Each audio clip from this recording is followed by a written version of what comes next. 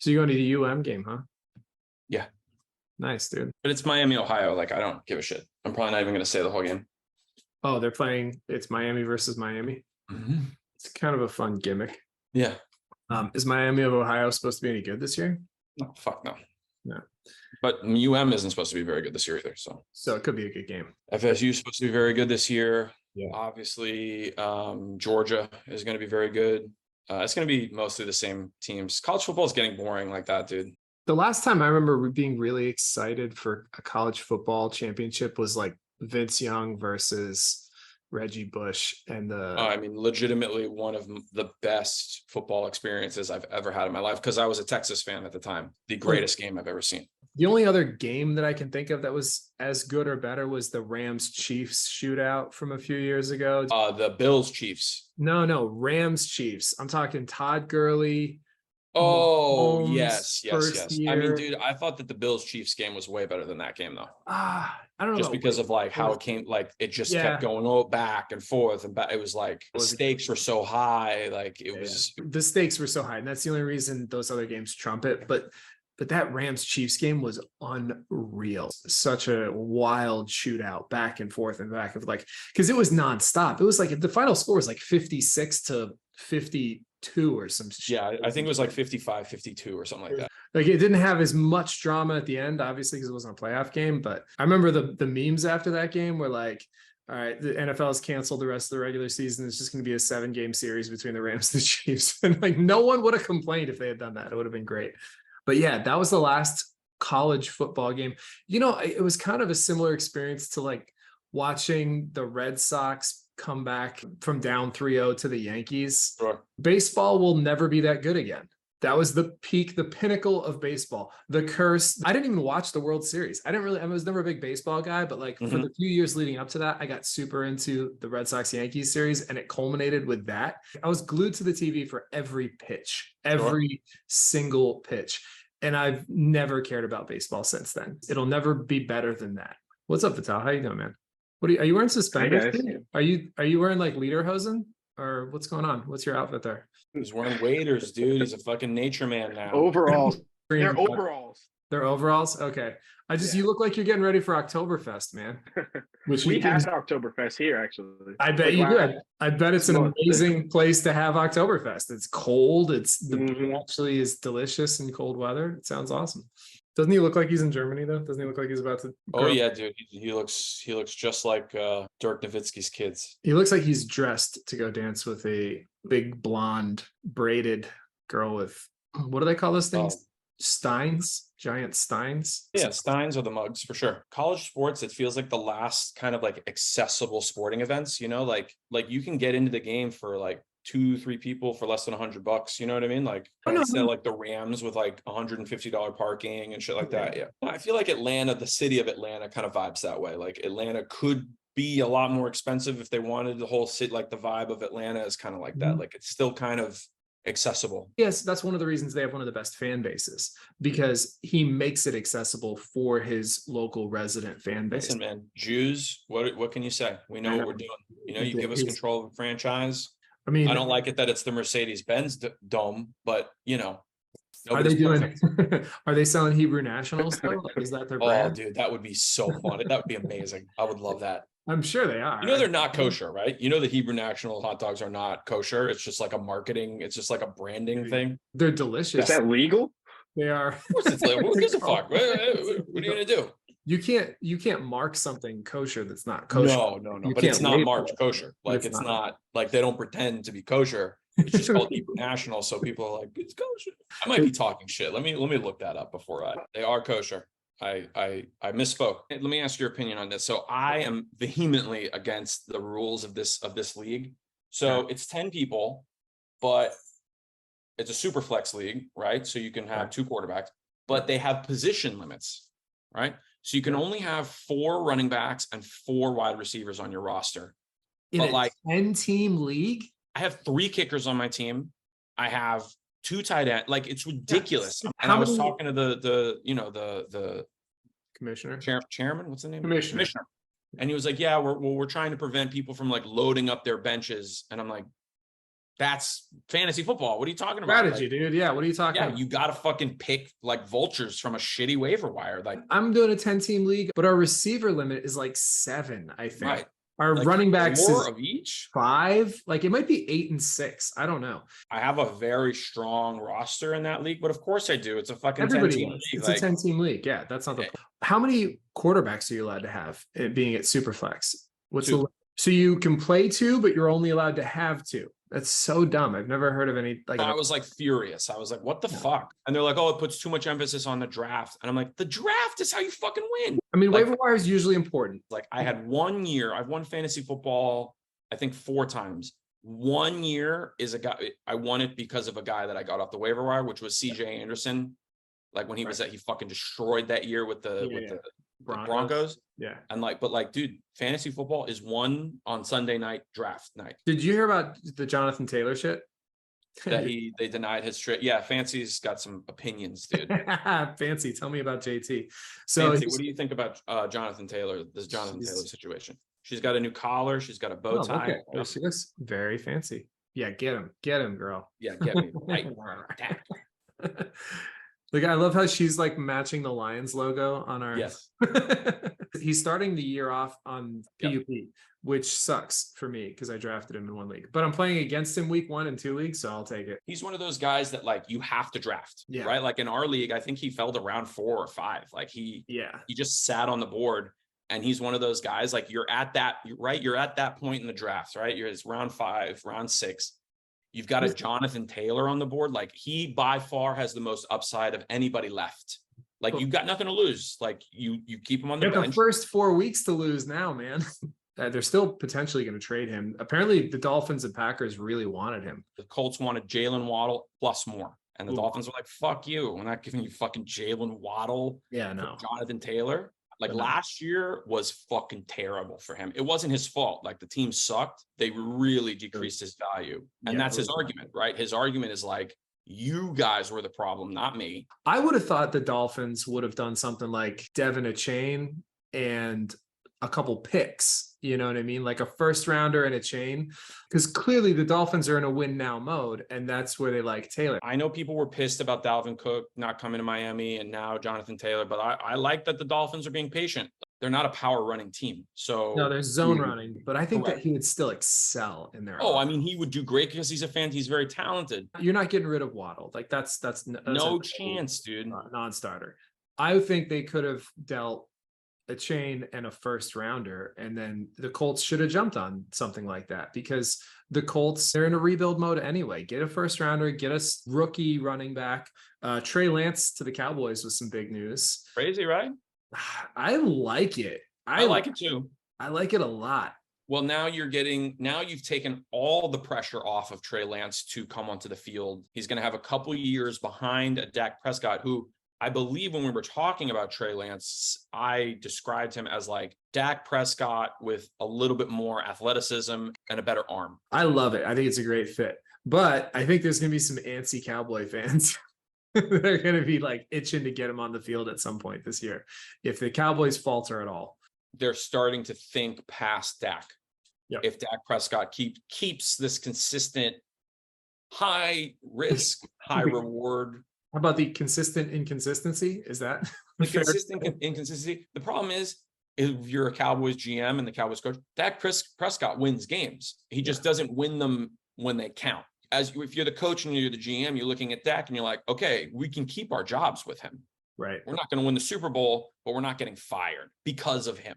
And listen, if Trey Lance is Trey Lance, the guy that was drafted 3rd overall, I think he's a pretty solid pick. Yeah.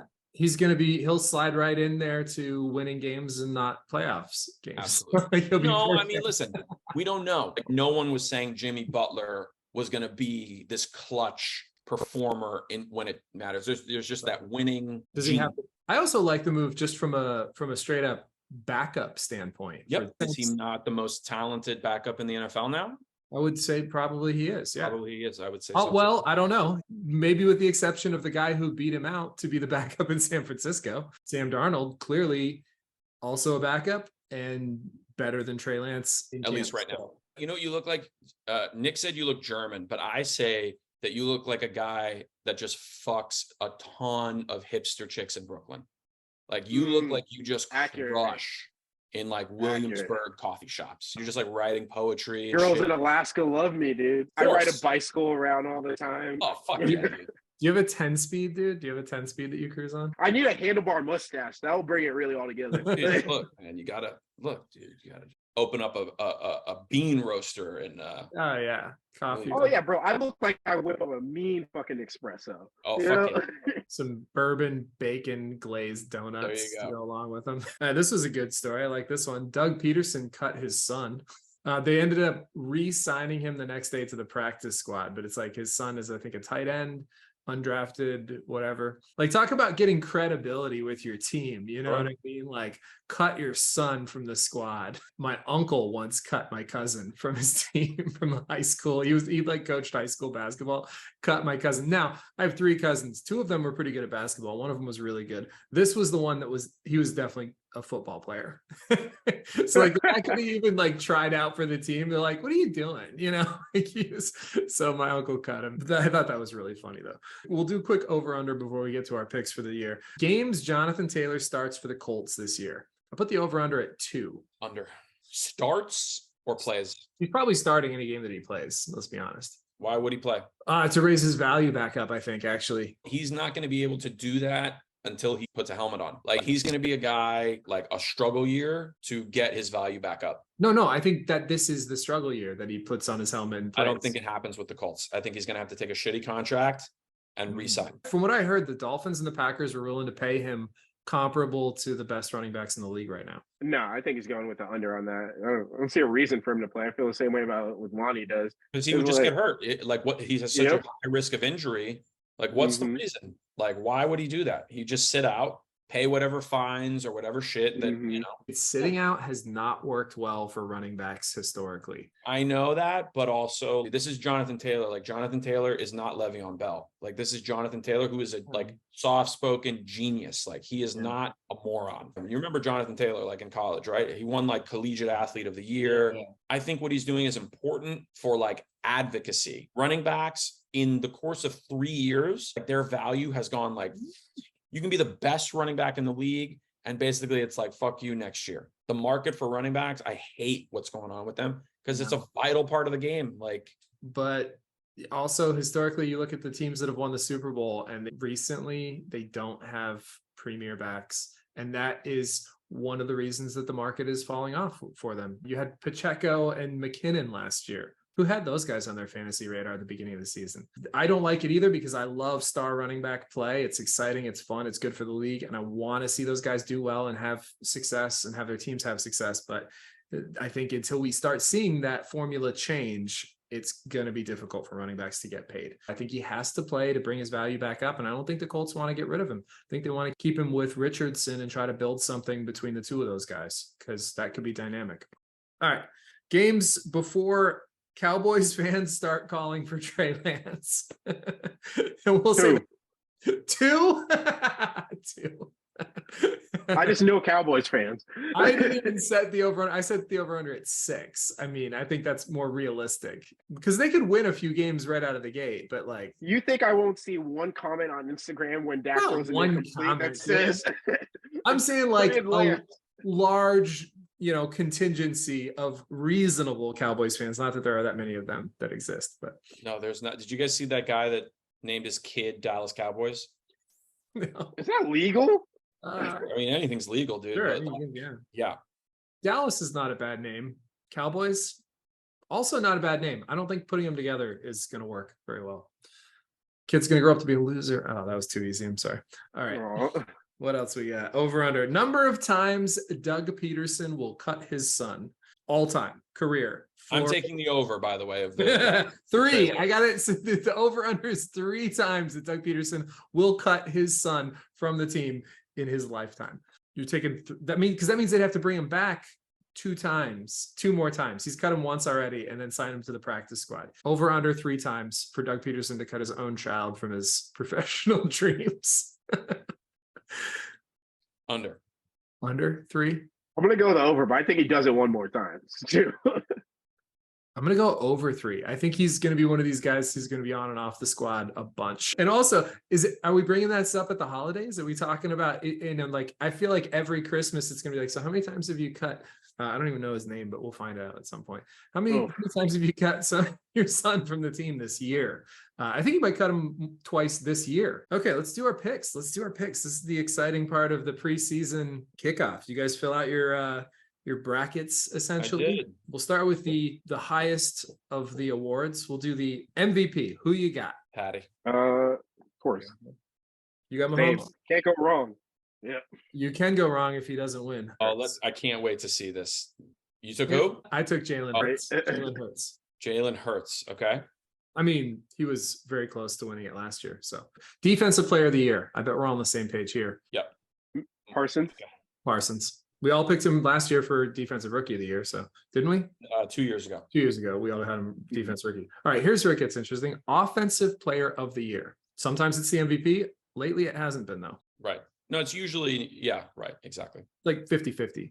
So we got. I got McCaffrey. I'm actually going to go with Justin Jefferson. He's going to do some things out there. I also took Justin Jefferson. I was on the fence between him and McCaffrey, though. So we're all kind of close on the page there. Okay, defensive rookie of the year. This is always an issue. There's a lot of ways to go on this one. This was a hard one for me because I loved the two contenders. Your Will Anderson from Alabama, Jalen Carter from Georgia. I watched a lot of Jalen Carter just because like I played defensive tackle in high school, and I have never in my life seen someone that big move like that. I would say his ceiling is perennial all pro. Like he could be an elite player in the NFL. And I noticed that his like sophomore, junior year at Georgia.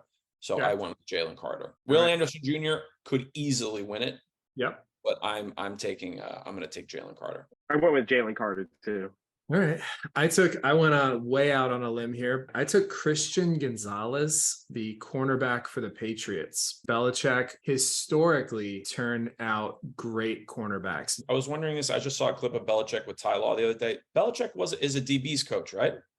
He was a special teams coach originally, but then he was a defensive coordinator. So but I thought he did. Might have been. I know Nick Saban was a DB coach, but I thought he was a DB coach as well. He certainly does very well with them. I don't know if that was ever his exact position. Very well could have been, but he gets the most out of his young cornerbacks. Like, I mean, he's turned undrafted guys into Pro Bowlers. So a little bit of a dark horse pick, but I'm going that way. Offensive rookie of the year. A couple different ways to go here, but I bet we're all on the same page. I think I went out on a limb. I went with Anthony Richardson. Oh, okay. Yeah, that is a bit out on a limb. Certainly feasible. He's going to have to sling it. If they're going to be good, it's going to have to be through him. So I think they're going to have to win too many games for him to win it. I am taking Bijan. I'm also going Bijan. Yeah.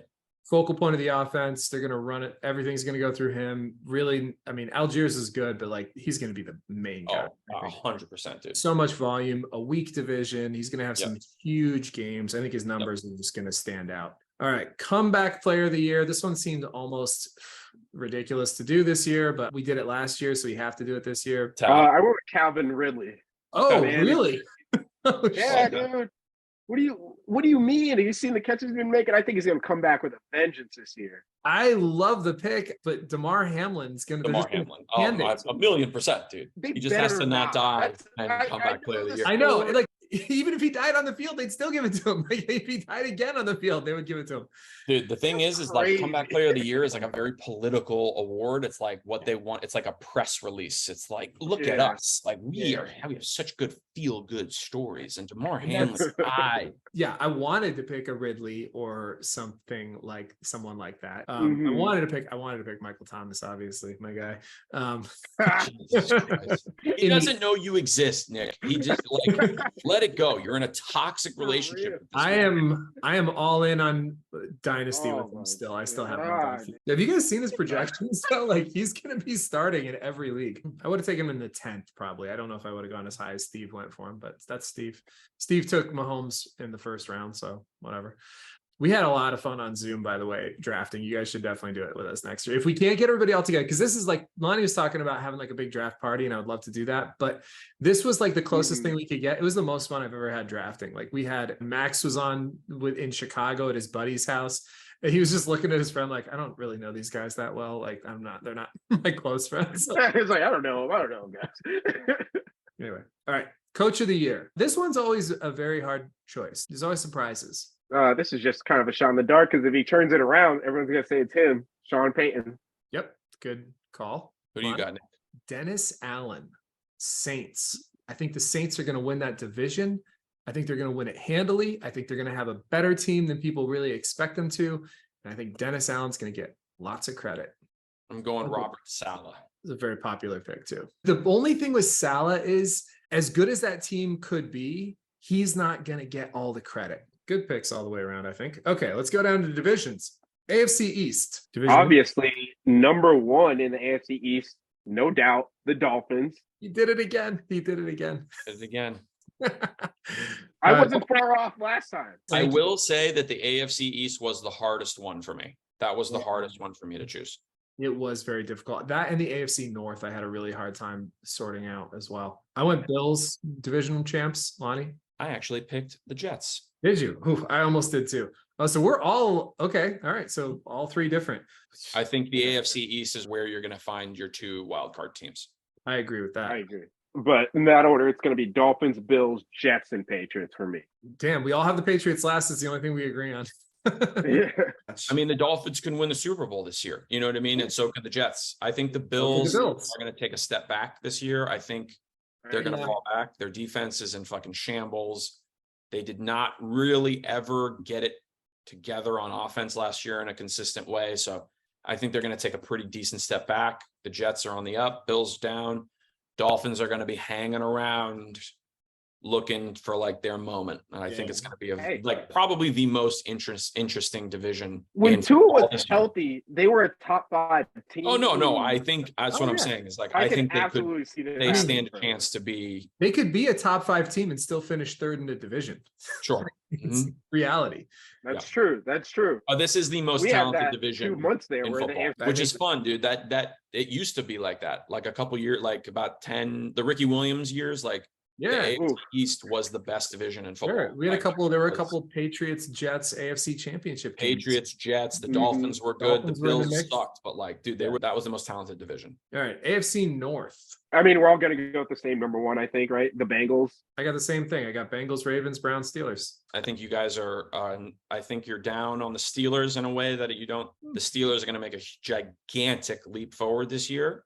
So I've actually got Bengals, Steelers, Browns, and the Ravens finishing last. Ooh, spicy. Interesting. Okay. I think the Steelers are going to take a step forward, but I think the Ravens and Browns also will. I think that's going to be a very tough division, honestly. Okay. AFC South.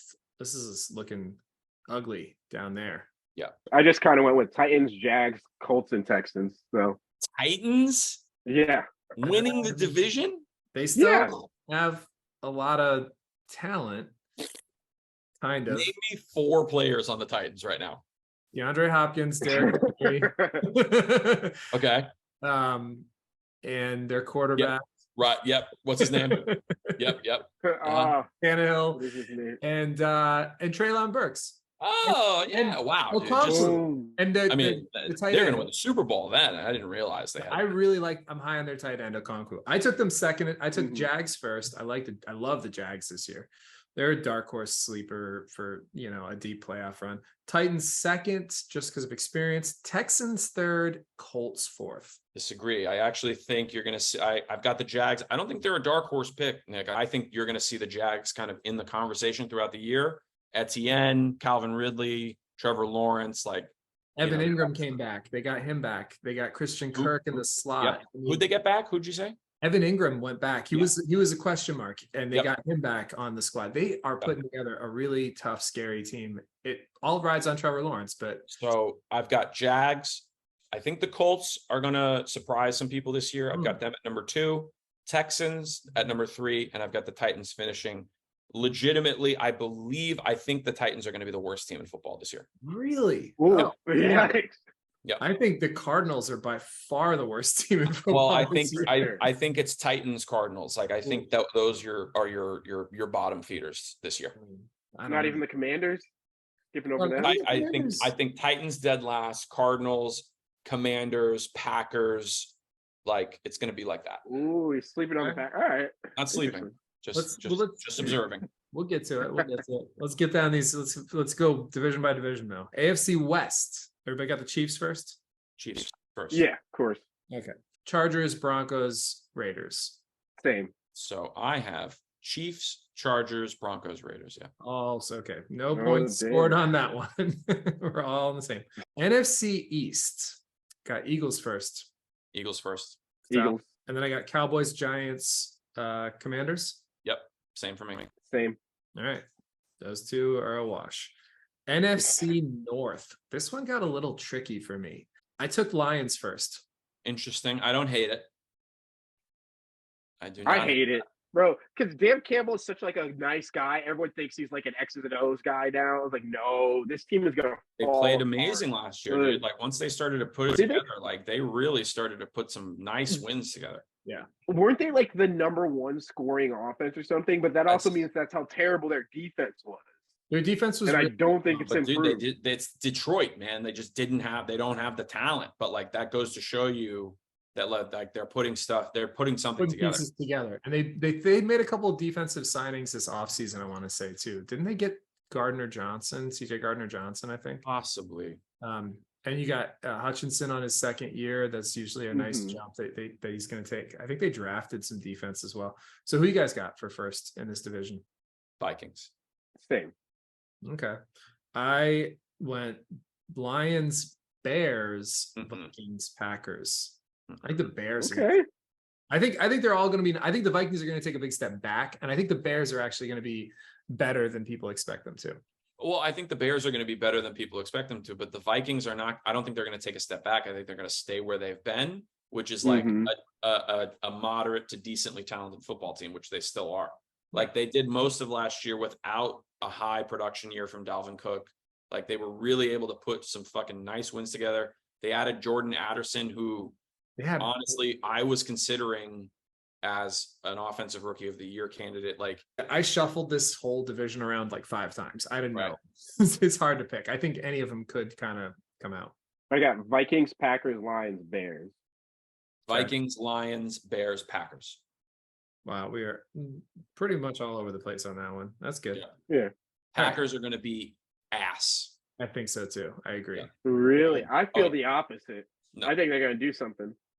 No, Packers are going to be like, I think they're going to be like a 6-win team. Yeah. If that.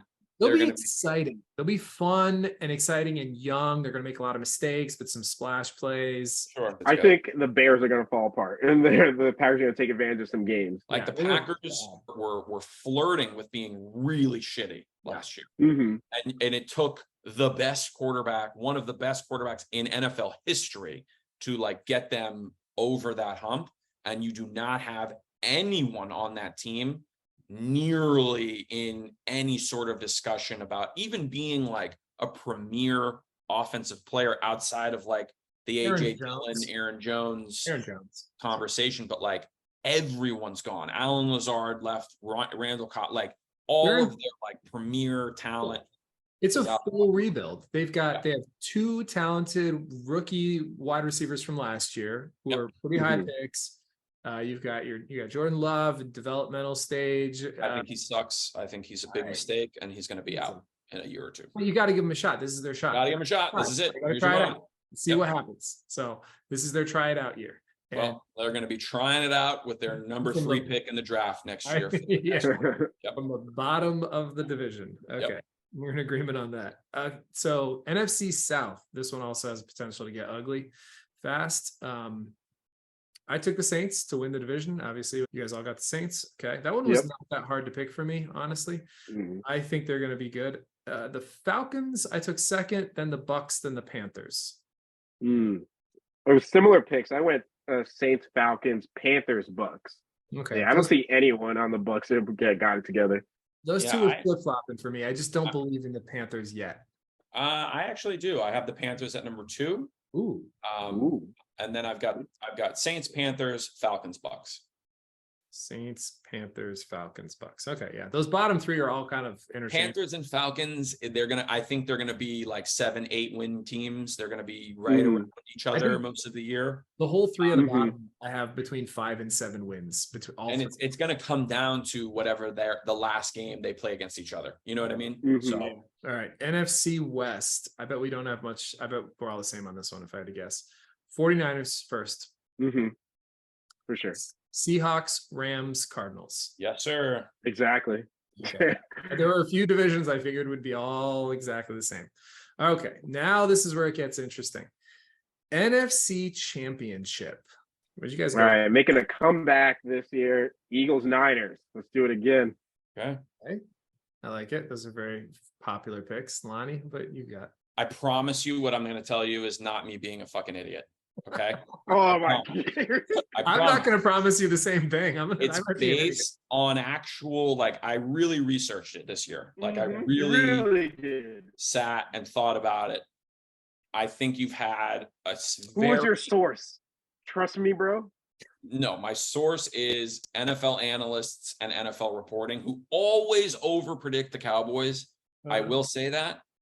But this year, the thing that the Cowboys have always been missing is an elite defense. Like, they play well, especially on fantasy. They score a lot of points, get a lot of sacks. Like, they intercept the ball, but then they never like translate that into wins.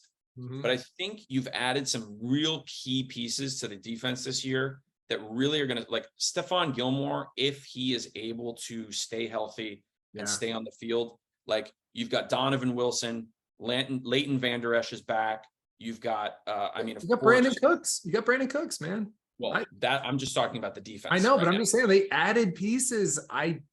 Big pieces to really translate to, I think, at least a championship game berth.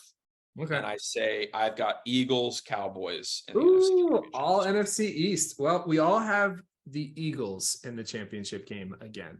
So we're all on the same page there. I took another dark horse here. I went with the Lions. I think the Lions are going to slip through and get to the NFC championship game. Yeah, they're going to trade for Michael Thomas. Chance, dude. They're going to trade for Michael Thomas, and then they'll get there, dude. It's going to be, I'll tell you why I like the Lions to get to the NFC championship game. They have a good quarterback. He's been to the Super Bowl. He's not overpaid. They got a lot of young talent on rookie contracts right now. They got Jahmyr Gibbs. They've got Amon-Ra St. Brown. They've got Jamison Williams, who's going to be coming back after the 6-game suspension. They are loaded with talent right now. They got to coach the players like they're in a weak division. They might end up playing a home field game against the Cowboys. Let's see. AFC championship. Dolphins and Chiefs, bro. Let's do it. Lonnie? I've got Chiefs, Jets. I also have Chiefs, Jets. We're all on the Chiefs and the Eagles to get back to the championship game. Okay, so who's going to the Super Bowl then? I'm sorry, Chiefs, and 49ers. Chiefs, Niners, and you're taking the Niners to win in a payback game. No, Chiefs. You're taking the Chiefs to win? Yeah. Okay. All right. Lonnie, who you got? I've got Chiefs, Eagles in the Super Bowl, a rematch. Chiefs, Eagles, Super Bowl rematch. It is so hard to repeat. I got Jets, Eagles in the Super Bowl, and I have the Eagles winning it this year. Interesting. I have the Chiefs winning the Super Bowl. All right. So we're all pretty close again. Give me one dark horse Super Bowl team. Fucking Cowboys, motherfucker. All right. That's my dark horse pick, dog. I think the Jags and the Lions are both my favorite dark horse teams. Have fun at the game tonight, man. We'll do another pod Monday night, the first Monday night. Okay, cool. All right, dude. Talk to you later.